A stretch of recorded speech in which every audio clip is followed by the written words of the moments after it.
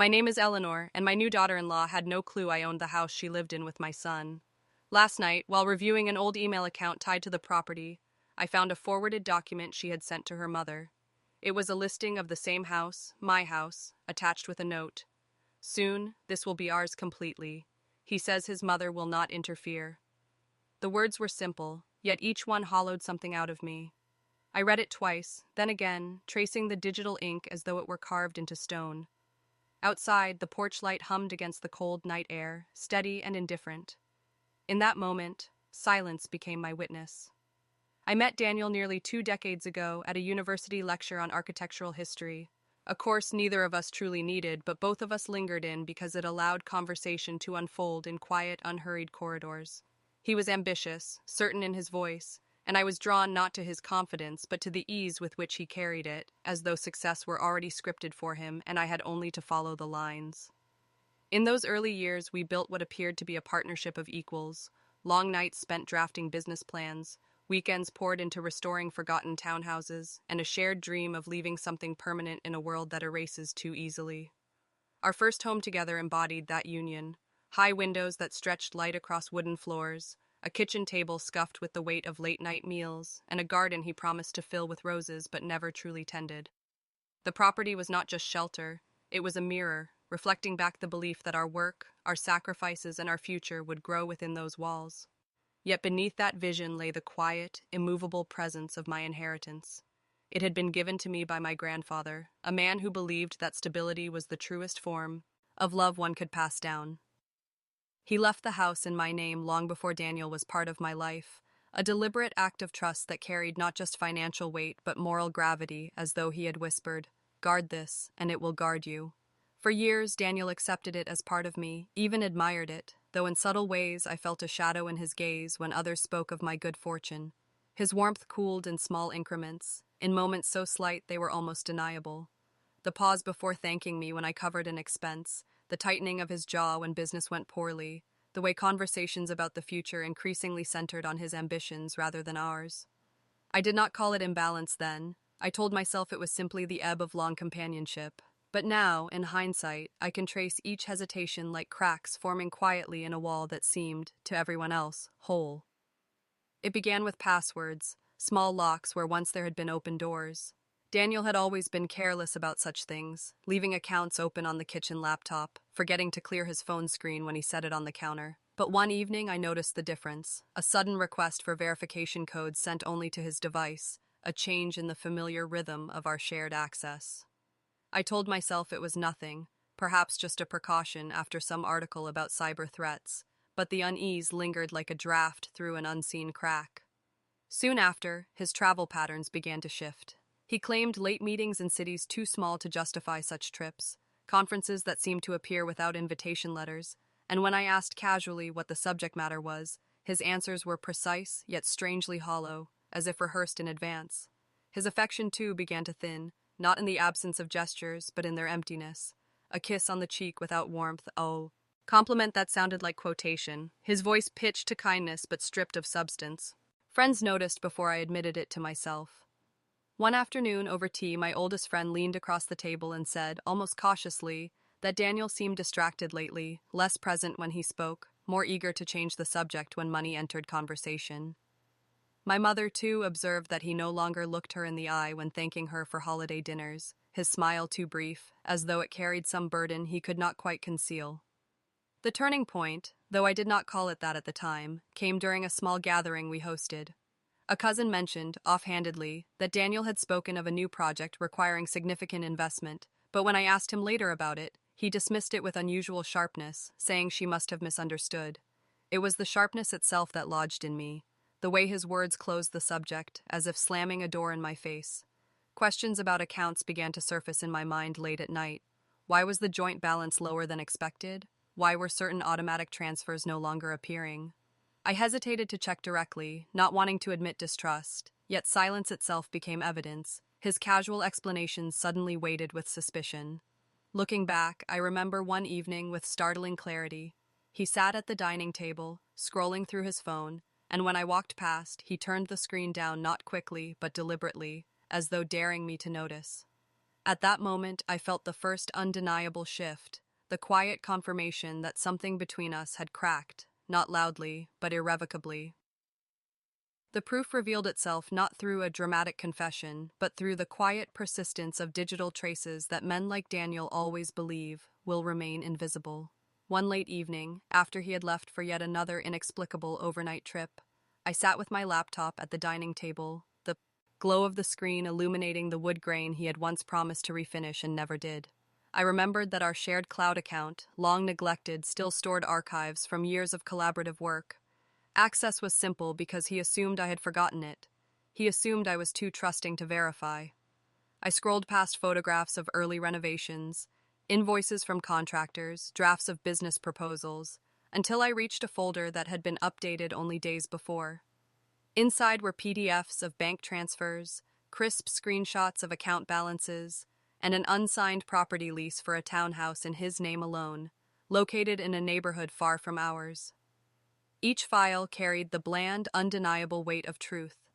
Not rumor, not suspicion, but evidence recorded in his own hand. My pulse did not rise. My fingers did not tremble.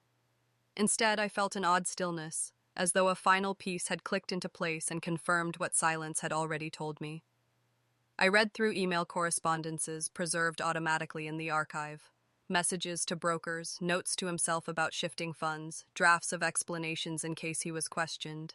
In the margins of one document he had typed, almost casually, "She does not track details." He believed negligence was my nature, not my choice. That belief was his mistake. I did not accuse. I archived. One by one, I downloaded every file into a private drive, labeling them with dates, securing them with encrypted copies. I printed the key pages, sliding them into a plain folder I placed beneath old magazines on the study shelf, as if concealing the truth inside the illusion of ordinary clutter. When I closed the laptop, the house around me seemed to shift. The walls were no longer the backdrop to shared ambition, but the stage of a long performance, rehearsed to keep me in character as the trusting wife, the silent partner, the woman who, whoa, you'd never verify. I walked slowly through each room, touching the edges of furniture we had chosen together, noting how every object had served as a prop in his careful play. The scuffed kitchen table, once a symbol of late nights and shared meals, now looked like evidence of distraction, his promises to repair it echoing the promises he had made about loyalty and future plans. In the bedroom, the dresser drawer he insisted on keeping locked appeared suddenly like a stage prop too, a symbol of secrecy disguised as practicality. As I moved, I did not feel grief but clarity, a quiet separation from the illusion I had inhabited for years. This was not the collapse of a life, but the revelation of its architecture, designed to hide foundations already hollow. By the time I returned to the dining table, I knew that confrontation would be wasteful. He thrived on argument, on the chance to twist words into doubt. What he could not withstand was silence sharpened by proof, and that silence I had already chosen. The morning after I uncovered the files, I scheduled an appointment not with Daniel, not with family, but with a lawyer whose number I had stored for years and never thought I would need. The office was quiet, all glass and oak, designed for discretion, and I carried my folder of documents with the same composure one might carry a ledger of ordinary expenses. I laid the pages across the polished desk, each screenshot and lease agreement aligned with deliberate care, and spoke only enough to frame the context. My lawyer examined the evidence with a precision that matched my own silence, and after several moments he leaned back, his voice measured but firm. "That is attempted embezzlement." There was no drama in the words, only classification, the way a surgeon might name an illness before proceeding with treatment. He turned another page, tapped a paragraph, and said, "Your inheritance is under legal protection. He cannot legally access it." The clarity of that statement settled into me like stone, not comfort, not triumph, simply confirmati. On that, my grandfather's foresight had built walls Daniel never considered. From there, the process unfolded not in confrontation, but in documentation. We set up monitoring alerts across all linked accounts, quietly flagging every login attempt, every transfer request, every IP address that matched his devices. I arranged for a financial advisor to trace each irregular withdrawal, mapping patterns Daniel thought invisible.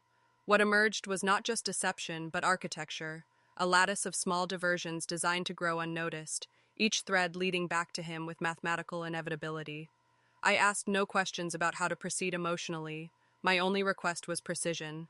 Letters were drafted to institutions, securing my rights under the trust. Copies of each document were notarized, logged, and filed under codes I memorized. By the time I left the office, I carried not anger but leverage, the quiet kind that does not need to be spoken to exist.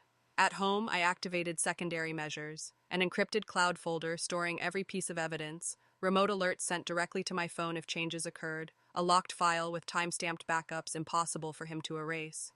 I kept my routine unchanged, cooking dinner as usual, asking about his day when he returned, nodding at his vague replies as though the stage had not already been rebuilt behind him. He believed he was still moving freely across it, unaware that every step he took was being recorded, every word silently cross-checked against documented proof. The war had begun, but not in arguments or raised voices. It began in signed affidavits, in legal codes, in the calm alignment of facts so unassailable that even his most elaborate stories would disintegrate on contact. And as I closed the folder one final time that evening, sliding it back beneath the magazines where no one would look, I felt not satisfied. Keishan, but the exacting weight of control, sharp and silent as glass. The first confrontation arrived not as a planned scene, but as an ordinary evening at the dining table, the same table where I had once catalogued his betrayals in silence. Daniel was relaxed, almost smug, swirling a glass of wine as though his imagined control had only grown stronger with time, and when he spoke it was in the clipped confidence of a man convinced he still held the narrative. "I have been thinking," he began. "We should consider putting the house in both our names. Simpler for taxes, easier for future plans." I let the words rest in the air, my gaze steady, my reply paired to a single syllable. "No." He blinked, surprised not by rejection, but by the absence of justification, as if my refusal should have come clothed in excuses he could unravel. He leaned forward, his smile edged with irritation. "You do not understand how complicated finances are. You should leave these things to me." My response was calm, surgical. "I understand enough." Silence stretched between us, long enough that he shifted in his chair, his voice lowering to a sharper pitch. "You are acting paranoid. Do you not trust me?" I held his eyes without expression and said, "I trust what can be proven." For the first time, a flicker crossed his face, a fracture in the mask of certainty he had worn so easily. He tried to recover, reaching for laughter, for charm. "You are overthinking. You always do this." My answer was deliberate, each word measured like a pin placed precisely into fabric. "No, Daniel, I have already thought enough." His hand tightened around the stem of his glass, the subtle tremor betraying the pressure he felt to regain footing. He spoke faster, piling explanations, weaving small inconsistencies that contradicted the documents I had already archived, and the more he spun them, the more his voice betrayed the desperation he sought to hide. I remained still, my replies no. "More than fragments." "I see. If you say so." "Interesting." Each response shortened the distance between his story and collapse, and he seemed to sense it, his confidence slipping into agitation. "Why are you looking at me like that?" he demanded, his voice rising in volume, though mine never did. I let the pause linger, then answered softly, "Because you believe you are still in control." The words were not accusation, but observation, and in their calmness lay the blade he could not deflect. His silence afterward told me everything. He had felt the noose tighten, though he could not yet see the rope. The collapse began in the courtroom, though it did not roar. It unfolded with the quiet inevitability of stone cracking under steady pressure. Daniel sat at the defendant's table with the same air of casual confidence he had carried into our living room weeks earlier. But his composure faltered the moment his own lawyer placed the documents before him and realized what they contained. The man's voice, once rehearsed in polished objections, stuttered as he whispered urgently to Daniel, pointing at the IP logs printed in clean columns that traced every unauthorized access directly back to Daniel's laptop and phone. The evidence was not circumstantial. It was mathematical, a sequence of digital footprints that no denial could erase. Screenshots of joint accounts appeared on the projector, each transaction charted, each unexplained diversion highlighted in red, and the totals spoke more brutally than any accusation could. The courtroom remained hushed, the judge's gaze steady as Daniel shifted uncomfortably, his earlier bravado eroding under the relentless weight of numbers and dates aligned too perfectly against him. When a neighbor testified, recalling how Daniel had boasted casually over drinks about a new place he would soon control without mentioning my name, the Ven, ear cracked further. A friend of his, reluctantly sworn in, confirmed seeing him meeting with a broker alone, speaking as though ownership of my inheritance was already inevitable. Each testimony was delivered not with malice but with weary truth, and each word tightened the circle around him. His lawyer, pale and visibly unsettled, asked for a recess, but when the judge refused, Daniel leaned back, his jaw rigid, eyes darting toward the gallery as though searching for an escape that would not come. Within days, he dismissed that lawyer and retained another, one more aggressive, but the change only underscored his desperation. The new counsel arrived armed with bluster, but even he faltered when confronted with notarized affidavits, signed certifications from banks, and the precise timeline constructed by my legal team. Every claim of misunderstanding unraveled against the timestamps of transfers, each attempt at redirection silenced by email trails preserved in full. The court did not need passion to be persuaded. The evidence carried its own authority, and Daniel's voice, once so steady in private manipulation, cracked audibly when he was pressed to explain why his digital signature appeared on a property lease filed under his name alone. He tried to dismiss it as error, but the notary's seal spoke louder than he could. The audience in the gallery shifted, their murmurs restrained but unmistakable, as if witnessing not just legal defeat, but the dismantling of a persona carefully crafted over years. And as I sat there, silent, composed, I understood that the collapse was no longer mine to orchestrate. It had taken on its own momentum, powered by the very facts he had dismissed as invisible. Daniel had once believed that silence was my weakness, but here in this courtroom, silence was the architecture of his undoing. The resolution came not with gavel strikes or shouted verdicts, but through a settlement drafted in the precise language of law, a document that carried the weight of finality more thoroughly than anger ever could. Daniel signed each page in silence, his once practiced confidence dissolved into the mechanical motion of pen against paper. The terms were fair but firm, the return of every diverted asset, the forfeiture of claims to property that had never been his, and the binding of his silence under a non-disclosure agreement that protected both reputation and peace. I watched him lower his eyes to the text he could no longer contest, and when his hand hesitated on the final signature line, I spoke only once, my voice steady and unraised. It was never about revenge. It was about truth. He looked up, searching for a trace of the woman he believed he had controlled, but found only stillness. There was no need for further words. The court date remained scheduled, but it no longer mattered. The case was already lost by the weight of evidence he himself had left behind. Later, in a private room, I allowed him one final moment, not as a gesture of reconciliation, but as a closing of the circle. He tried to summon excuses, to suggest misunderstandings, but I cut through them with the clarity that had guided me from the start. You took what was never yours to begin with. He flinched, not at volume or anger, but at the precision of truth that required no embellishment. I did not offer him comfort, nor did I deliver cruelty. I simply stood, collected my folder, and left him to the hollow silence he had once mistaken for my weakness. In that moment, I felt the quiet wholeness of justice, measured, complete, and irrevocable. When it was finally over, I walked through the hollow rooms of the house one last time, tracing the walls with my fingertips, feeling nothing but the weight of endings. It had been more than brick and timber. It had been a stage where deception played itself out until it collapsed beneath the evidence. Selling it was not just a transaction, it was a deliberate severing of the bond that had once anchored me to his shadows. The papers were signed, the keys passed across the table, and I felt the quiet satisfaction of walking away lighter than I had entered. That house would belong to another family now, and I carried no ghosts with me. What remained was not bitterness, but space to shape what was rightfully mine into something untouchable. The inheritance that had nearly been stolen became more than a safeguard. It became a seed. I directed it with clarity into a foundation that bore no one's name, but served everyone who needed it. A scholarship fund for those who had been silenced, a small clinic for those who had been overlooked, an art center for those who dreamed in colors that others could not see. It was not grand or loud, but it was purposeful, each allocation a quiet strike against the kind of greed that had tried to dismantle me. And then, when the accounts settled and the signatures dried, I chose stillness. I met my mother for dinner in the same small restaurant she had always loved, her laughter filling the table with warmth that had survived every storm. I took long walks by the river, where the current carried away the remnants of old voices and replaced them with a rhythm that belonged to no one but me. On the final morning of that chapter, I planted a tree in the garden of the house I had chosen for myself, its roots stretching downward even as its branches reached upward, mirroring the reclamation of a life once threatened but never destroyed. I did not need a crowd, a verdict, or applause. I needed only silence because silence carried truth deeper than noise ever could. He broke what I gave him freely. I build what no one can steal.